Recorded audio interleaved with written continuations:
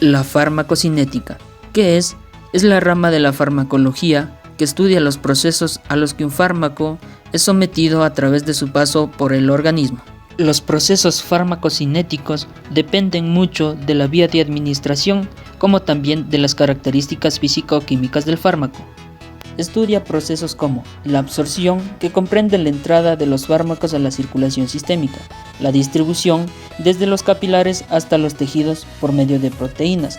El metabolismo sufre una transformación por medio de oxidorreducción, hidrólisis y la eliminación del producto que se produce por varias vías: renal, pulmonar o biliar. Las barreras biológicas. ¿Qué es una barrera biológica? Se lo puede encontrar en todo nuestro organismo. Condicionan y limitan la entrada a determinadas sustancias. Su principal función es proteger a órganos y sistemas y evitan el ataque a un efecto tóxico causado por diferentes sustancias externas. Los factores que condicionan el paso del fármaco a través de membranas son la forma farmacéutica, como comprimidos, ampollas y tabletas; propiedades físico-químicas del fármaco, como la liposolubilidad, tamaño molecular y polaridad; y las características anátomo-fisiológicas de la membrana, como las microvellosidades y la permeabilidad. Diferencia entre una membrana biológica y celular. La membrana biológica actúa como barrera efectiva al paso de los fármacos. Los movimientos de moléculas a través de membranas biológicas se dan por difusión pasiva o facilitada o por proteínas transportadoras, y la membrana celular regula el transporte de sustancias que entran y salen de la célula.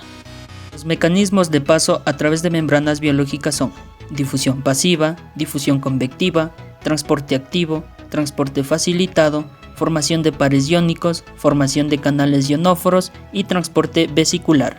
La difusión pasiva es una difusión espontánea de una molécula a través de una membrana según su gradiente de concentración. Esta no necesita de energía ni transportadores. Es la más utilizada y depende de la liposolubilidad de las sustancias, siendo la fuerza motriz el gradiente de concentración. Entonces tenemos una forma ionizada, hidrosoluble y poco difundible, y una no ionizada, liposoluble y única que se difunde. La primera ley de Fick: el flujo molar, debido a la difusión, es proporcional al gradiente de concentración. El movimiento browniano es el movimiento aleatorio que se observa en las partículas que se hallan en un medio fluido, ya sean estas líquidos o gases, como resultado de choques contra las moléculas de dicho fluido. El movimiento browniano en farmacología nos hace entender que los fármacos, para poder difundirse, deben de estar disueltos en líquidos biológicos. Difusión convectiva o filtración es el paso de agua y sustancias hidrófilas de bajo peso molecular a través de canales o poros acuosos, denominadas también acuaporinas. Los factores que condicionan esta difusión son diámetro y número de poros, viscosidad del medio y la carga eléctrica. Algunos ejemplos de estos son la urea, iones, agua y metanol. El transporte activo es un transporte en contra del gradiente de concentración. Requiere de energía procedente del metabolismo celular, ATP. Los transportadores son proteínas integrales de la membrana celular que regulan la entrada y salida de sustancias. El fármaco debe de unirse a una zona específica de la molécula del transportador, formándose el complejo fármaco-transportador. Es que afectan el paso de sustancias: número de transportadores y las zonas de unión, una concentración elevada después de suturar los transportadores, y la velocidad es independiente de la concentración. El transporte facilitado es el transporte de sustancias hidrosolubles de tamaño celular grande. Necesita la ayuda de una proteína transportadora para difundirse a través de la membrana. Este transporte no necesita de energía, pero necesita de una proteína transportadora. Es a favor del gradiente de concentración y sirve para moléculas grandes como la glucosa, aminoácidos e insulina. Los factores que afectan la tasa de difusión son el grado de concentración, que es la velocidad con la que la sustancia ingresa al interior; el potencial eléctrico, son iones que poseen cargas y se desplazan o se difunden; diferencia de presión, la presión será mayor en el lado de la membrana donde exista más moléculas; y la velocidad de difusión es inversamente proporcional al tamaño molecular. El transporte vesicular. Endocitosis.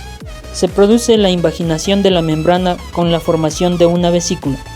Se introduce las moléculas o partículas del medio externo hacia el citoplasma. La pinocitosis. La membrana celular se invagina. Una vez que el contenido de la vesícula ha sido procesado, la membrana de la vesícula vuelve a la superficie de la célula. Este mecanismo utiliza fármacos de naturaleza proteica como la inmunoglobulina G. La exocitosis consiste en un proceso de fusión de una vesícula secretora a la membrana plasmática. A través de este mecanismo, las células liberan hormonas como insulina, enzimas y neurotransmisores. Tipos de absorción. Según la vía de administración, se clasifican en absorción directa, absorción inmediata y penetración directa. Absorción directa. Este tipo de absorción se produce cuando la administración se realiza sobre la piel o en alguna cavidad interna del organismo. Absorción inmediata. El depósito del fármaco dentro del organismo atravesando tegumentos. Y la penetración directa. No hay absorción, es un depósito directo del fármaco. Ejemplo, administración intravenosa y administración intraarterial.